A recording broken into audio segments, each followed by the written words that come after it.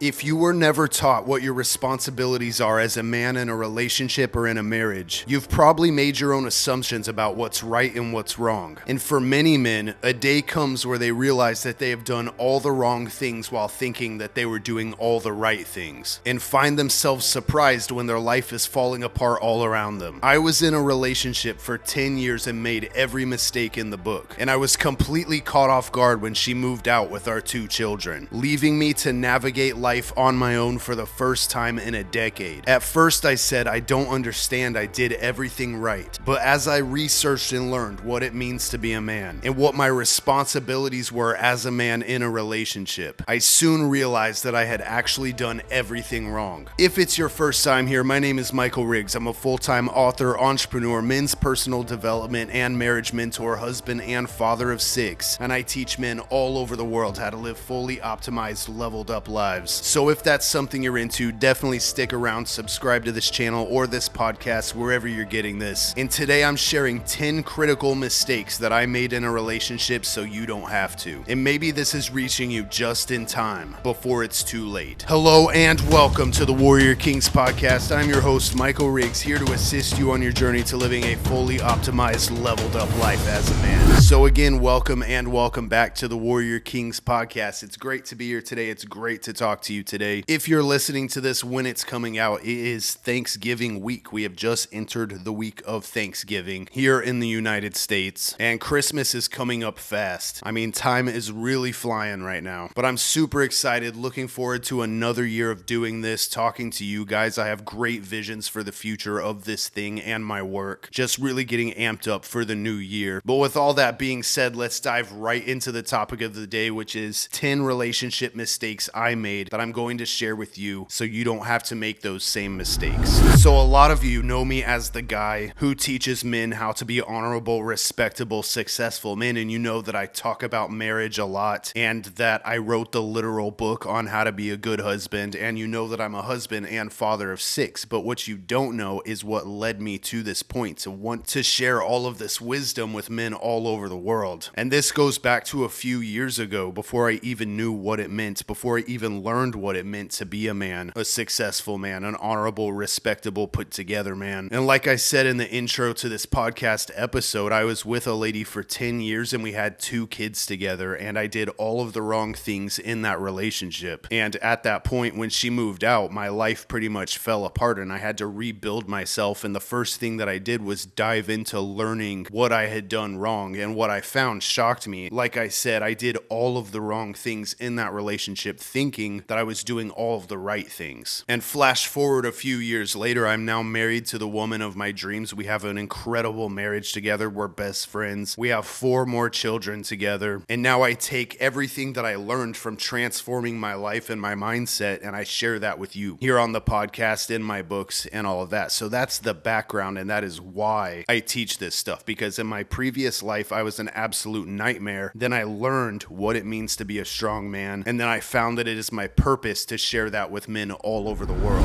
And what are some of the mistakes that I made in that previous relationship? That's what I'm sharing with you today. And the first thing that I want to share with you today is that I let my past be my identity and let it control my present. So in my childhood and in my teen years, I experienced a lot of trauma in my life. I'm not going to get too much into that, but I went through some really terrible things, and I also grew up pretty, from lack of a better term, poor. We didn't have a lot of nice things, a lot of money and things like that, and I grew up in, you could call it, a bad community. And one of the biggest mistakes that I made in my past relationship, that nightmare relationship that my life fell apart and all that, was that I defined my life and my identity and even parts of my personality as the worst things that ever happened to me. And I spent a lot of time down and depressed and dwelling on the past and bringing that into my relationship, expressing myself too much about that and kind of thinking that it was her responsibility to make me feel better about it. And I did a lot of the, you don't understand how I feel, you don't understand what I've been through, and that's why I am this way. It was my entire identity was I went through all this trauma and this is why I am the way I am. And I used that for an excuse for all sorts of things in my life. Like if she would get upset about something that I did or called me out on something that I did or something that I said, I would be like, you don't understand, I'm this way because I went through all this stuff. I defined my life life and my present circumstances as those bad things that happened to me in the past. So dwelling on the past and identifying yourself, finding your identity in your past and the things that you've been through will have a massive negative effect on your relationship.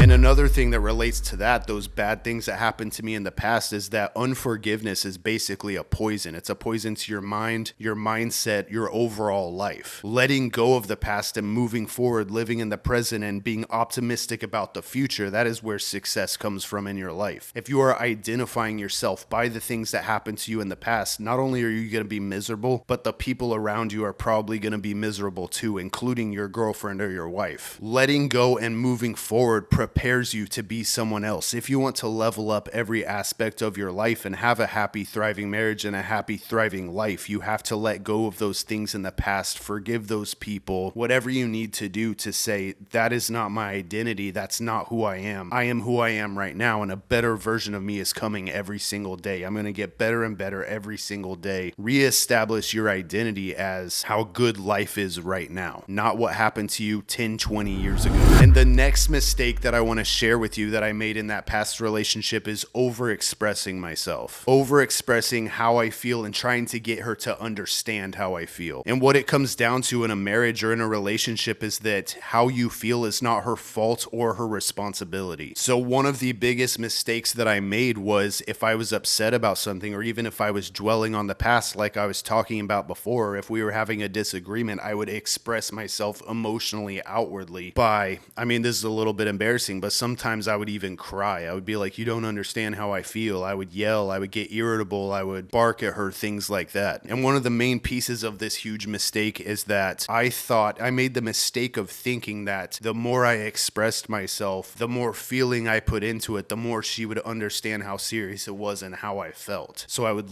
display, I'm like, this is how I feel on the inside. You don't understand. And if you're not understanding, then I'm going to show it even more. And one of the biggest mistakes that you can make in a relationship or in a marriage is thinking that expressing yourself angrily, showing anger, is going to communicate how you feel. And that's actually the complete opposite. Because like we've talked about in recent episodes, women want to feel safe, seen, and understood. They don't want to feel in danger or like you can't even handle your emotions. If you fly off the rails all the time, if you're overly expressing yourself, that is seen as weakness in her eyes. It's not seen as strength. You being calm, composed, talking in a calm tone, talking in a leading tone will actually communicate how you feel way more effectively than losing your mind. And arguing is not constructive. It's actually destructive and will build resentment over time. And another point to be made is that you don't argue and yell at someone that you love. How a man should show up in conflict and express himself if he feels the need to do so is in a calm, level-headed, steady, secure, grounded way. And if you have found yourself in conflicts or disagreements, and don't get me wrong, disagreements and discussions are completely normal in relationships and marriages. It's two different people, two different personalities that are going to disagree sometimes. So don't beat yourself up if you're having disagreements. What it comes down to, though, what I'm trying to communicate here is that you need to know how to do that in the right way and in the most effective way. And expressing your emotions too much, getting angry, crying even, if you found yourself doing that, that is seen as weakness in her eyes and makes her feel unsafe and insecure about the relationship. And if you're someone who has never taught how to effectively have disagreements in a relationship or a marriage and how to even navigate that, let's say you were even given the worst example possible by your own parents, and you think that that's just totally normal. If you're arguing a lot in your marriage or your relationship and you want to know how to be the best that you can be in those situations, I actually just put out a conflict resolution playbook. You can get it at the link in the description of this episode. And I put everything that you need to know about conflict resolution and conflict and disagreements in relationships and marriages. I put it all in there. It's under 50 pages. You can read it and understand it in probably less than a day. So if that's something you're into, definitely check that out. The next huge mistake that I made in my past relationship is not understanding how different men and women actually are. I didn't understand polarity, and I didn't understand that men and women both have specific responsibilities and roles in relationships. I grew up in a society that pushed that men and women were equal and that they were the same and that there were no differences between them. And I honestly feel like that's gotten worse these days. But I definitely bought into that in my younger years, and I never even considered that we were so vastly different. You understand what I'm saying? I I also didn't have a masculine mentor to lead me and guide me in the most critical years of my life. I was pretty much just left to the world to figure it out myself. But what it really comes down to is that men and women, especially masculine men and feminine women, are vastly different beings, and it will greatly benefit your life, your relationship, and your marriage if you get a grasp on that fact. And I highly encourage you to dive into researching and learning and studying how different men and women are, especially when it comes to marriages and relationships, because it will save you a lot of trouble. And one of the first things that I did when my ex moved out and my life fell apart is I went to the bookstore just seeking information. And the first book that I ever bought was The Way of the Superior Man by David Deida, and it completely changed pretty much my entire perspective and outlook on life, especially when it comes to relationships and communicating with women. So I just want to shout out that book really quick. Like, if you want to understand pretty much everything there is to know about the differences between men and women in relationship, I highly recommend that you get The Way of the Superior Man. The next critical mistake that I made in that past relationship is not understanding my role as a man in the relationship. I didn't understand her desire, her innate desire for a strong protector and provider. And you might ask, if you haven't been here for a while, what is her desire for a strong protector and provider? Well, this goes back hundreds, if not thousands of years ago, when a man would have had to be a strong protector and provider. He would have had to have gone out hunting, fighting off invaders to the village, things like that. And just because modern life, modern society is so comfortable and everything is so accessible, we didn't just suddenly become a new being. Those innate desires and traits are still within us. And a woman's desire is for a strong protector and provider, because in the old days, if you weren't a strong protector and provider, she probably wouldn't have survived. So I did not understand that my role in the relationship was to be a protector and provider, to make her feel safe, seen, and heard. I understood none of that. And this kind of goes back to the last one, just not understanding the differences between men and women and the massive differences between men and women in relationship. And one of the main reasons that I have such a happy, thriving marriage now, and why it's infinitely better than my past relationship, is because I dove in and learned what being a man means, what masculinity is, what polarity is, what my role is as the man in the relationship. The next huge mistake that I made in my past relationship is not having purpose in my life. Back then, I pretty much just went to work, came home, hung out with the kids, played video games, and pretty much did that on repeat. I wasn't pursuing anything. I didn't have a higher calling, a higher purpose. I didn't have a vision for the future. Basically, in her eyes, I was a dead end. I wasn't going anywhere. I was pretty much just gonna be that way forever, which I'm pretty sure was probably a nightmare for her to witness. If you want to have a happy, thriving marriage, and if you want to have an overall fulfilled life, you have to have a calling and a purpose. It is my belief that there is a calling and a purpose for every person on this earth. And if you haven't found that calling and that purpose, and if you haven't began pursuing that thing, this is going to affect everything in your life, especially your marriage and your relationship. So if you feel like you don't have purpose in your life, I strongly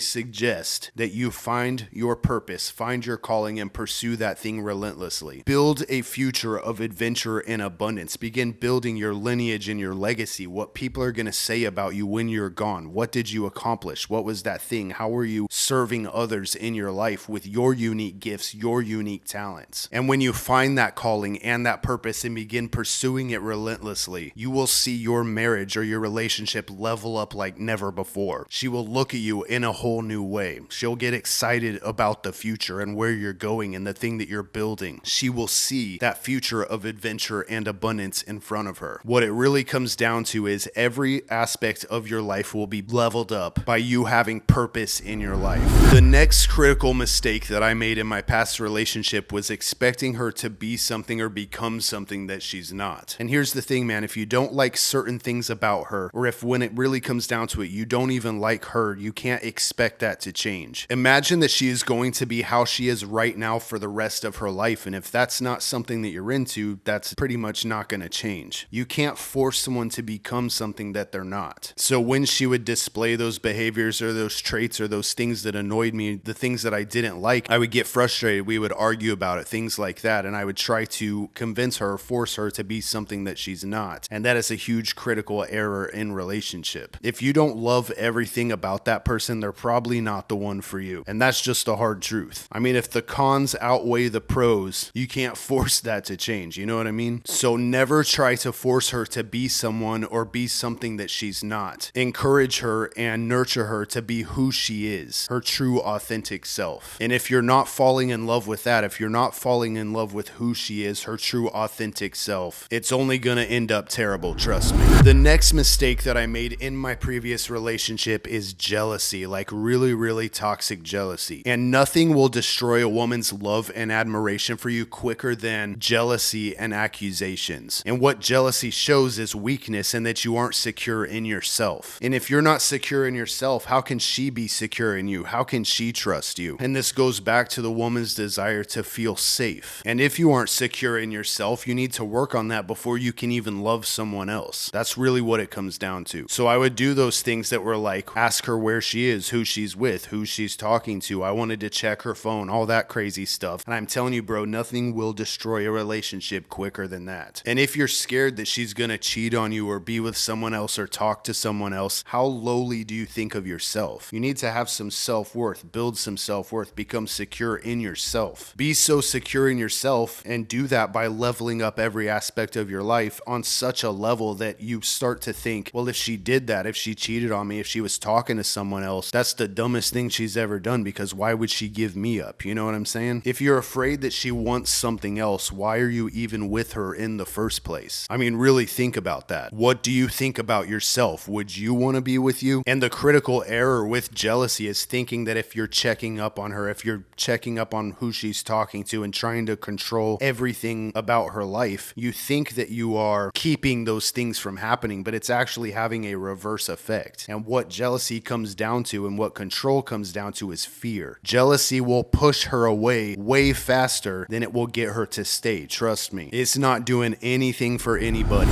And the next critical error that I made in my past relationship is not taking the lead. And this is what I call the I got this mentality. What it really came down to in the end is that she had to become her own man because I wasn't stepping in and being that for her. She had to handle the complexities and the logistics of life all on her own. She had to handle everything on her own. There was hardly ever a point where I was stepping in and taking the lead, handling the business of life. And that's really what it comes down to. If you aren't being a man for her, she will have to be a man for herself. And then what need does she have for you? And if you want to know more about a man's duties and responsibilities in a marriage or a relationship and how to level this stuff up, dude, I have tons of episodes and content on this very subject. How to take the lead, how to be a strong man in your marriage and in your relationship. Dude, if you like books, I even wrote an entire book on it. It's called Warrior Husband. It's on the bookshelf right over here behind me if you're on the video version of this. That's what the cover looks like. But what it comes down to really is, how are you showing up for her as a man? Remember, we talked earlier about how different men and women are in relationships and polarity. And by the way, polarity is that there are masculine energies and feminine energies. And are you showing up in the relationship as the masculine energy or as the feminine energy? And is she having to step into the masculine, or is she able to relax into her feminine because you are taking the lead and having a I got this mentality? The more you show up for her as her strong man, her protector and provider who makes her feel safe, seen, and heard, the more your relationship will level up and thrive. And the last and most critical mistake that I made in my previous relationship, this one, like, if you don't listen to any of the other advice that I've given you in this episode, listen to this one, because it is massively, massively important. The worst mistake that I ever made in my previous relationship was not having God in the relationship or even in my life. God should be at the center of your relationship. God should be at the center of your marriage. And if he's not, there is no way that your life is going to thrive or your marriage is going to thrive. God has to be at the center of everything. Let's say you're one of those people that you don't really have God in your life, and maybe this is making you a little bit curious about what that even means. Maybe you've never talked to your girlfriend or your wife about this before, before and you're curious how she feels about it, just spark up a conversation and be like, you can even lead with, do you believe in God, or do we believe in God? Have a conversation about it. If you are someone who has God in your life and you pray sometimes and all these things, but you haven't really put it at the center of your relationship or your marriage or even your life, you might be wondering, well, how do I even go about that? Like I said, have that conversation. Start having a time set aside every evening or every day where you read the Bible together or begin praying together. And that might feel awkward at first, but trust me, there is great power in that. Bring God into your relationship, bring God into your marriage, and you will see everything level up like you can't even imagine. I mean, how can something not level up and thrive if the literal creator of everything, incomprehensible power, is at the center of it? And if you don't believe in God, if you think that this last tip isn't that important, maybe you even think that it's stupid, well, fine, disagree with me and let me know in the comments, but that is my firm, true belief. I truly believe that. The biggest mistake that I made in my previous relationship was not having God in that relationship.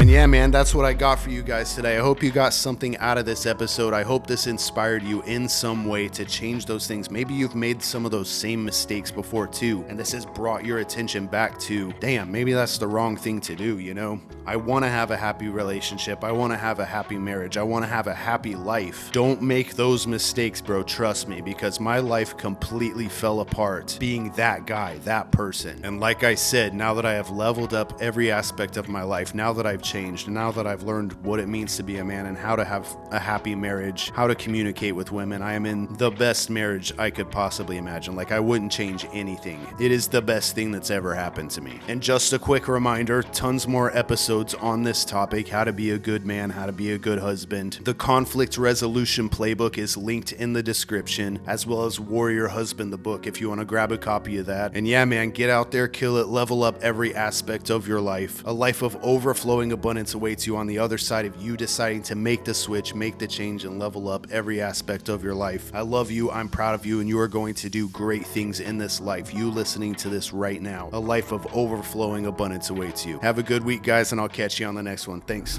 Bye.